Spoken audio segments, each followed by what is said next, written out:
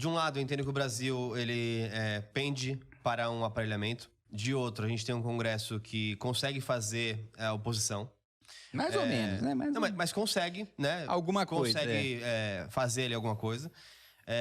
Mas na sociedade, o pêndulo do que é esse conceito mais geral do que é o sentimento da população, também está rapidamente virando.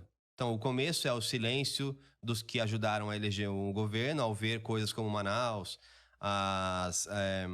os vetos de 100 anos de... Como fala? Quando você põe...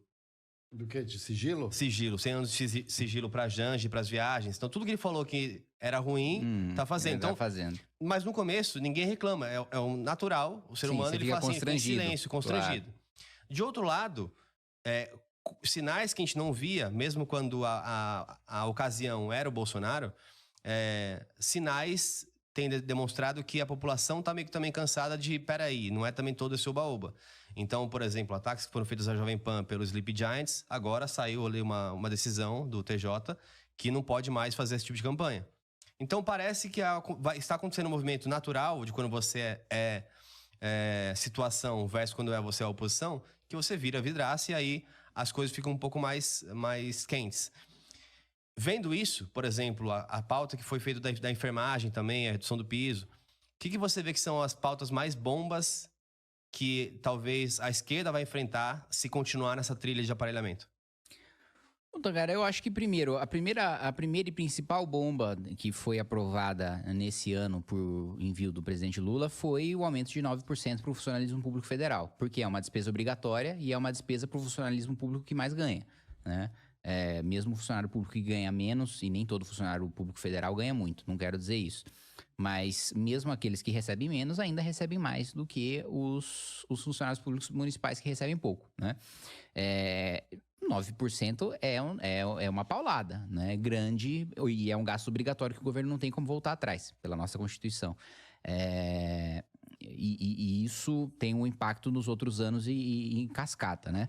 A política eu vou entrar numa polêmica aqui, a política de aumento real do salário mínimo. Na prática, a renda média, ela não aumenta se você aumenta o salário mínimo. Porque o salário mínimo, principalmente no Brasil, que você tem uma legislação trabalhista tão engessada, ele simplesmente não é uma realidade para a maior parte dos trabalhadores porque eles estão no mercado informal.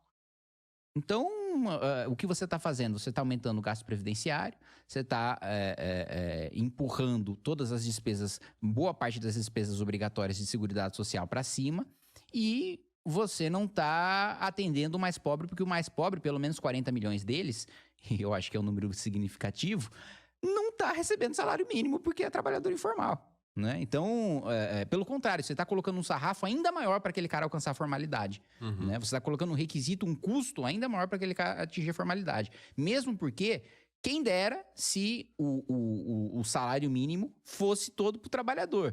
Não, tem todos os descontos que você... os encargos trabalhistas que você tem...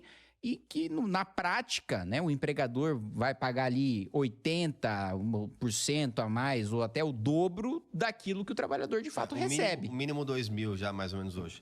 Então... 1.1, lembra quando a gente fazia assim? Do que de fato o cara recebe. Então...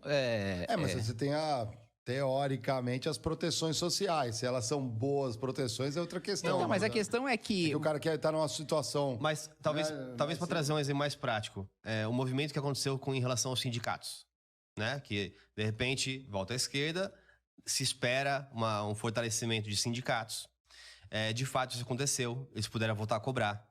E aí houve abusos, por exemplo, os sindicatos que não permitiam que a pessoa negasse lá... óbvio que são casos isolados ainda, mas...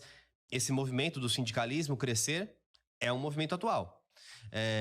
Mas muitas pessoas têm barrado isso, até porque a própria esquerda acaba cometendo absurdos, como sugestão do sindicato dos programadores, que é meio dicotômico. Então você quer dificultar o trabalho da pessoa que às vezes recebe em dólar, recebe de fora, e que conseguiu um emprego que vai ajudar a economia, porque ele vai receber de fora e o dinheiro ele vai gastar no Brasil.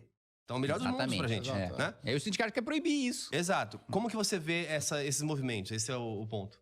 Você também, Mário. Não, isso aí é evidentemente assim, você não precisa nem ser de direita para constatar que você proibir um modelo de contratação que é dominante num setor do mercado de trabalho e que traz renda para o país de dinheiro de fora, isso é uma burrice independentemente da sua ideologia. Isso não é nenhuma política de esquerda, isso é simplesmente uma política retrógrada.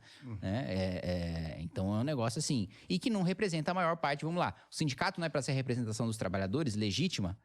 Não é o que a maior parte dos programadores querem. E, infelizmente, você vê que o sindicalismo no Brasil, muito pelo monopólio sindical, né? Você não pode ter um sindicato competindo com outro, como você pode na Europa, você pode nos Estados Unidos, enfim. É uma herança do governo Vargas que a gente tem, quando o governo controlava mais o sindicato, queria ter mais controle sobre o sindicato, para que o sindicato não fizesse protestos contra o governo. Exato.